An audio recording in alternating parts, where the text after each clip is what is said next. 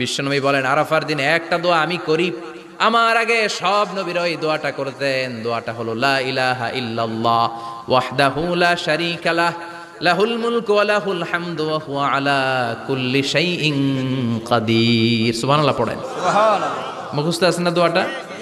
এটা পড়বেন। বিশ্বনবী আরাফার ময়দানে এই দোয়াটা পড়তেন। তাহলে বোঝা গেল বছরের সব দিন সমান না। সব দিন সমান না। বছরের সবচাইতে শ্রেষ্ঠ দিন হচ্ছে আরাফার দিন। কোন দিন? এবার বলেন বছরের সবচেয়ে শ্রেষ্ঠতম রাত কোনটা?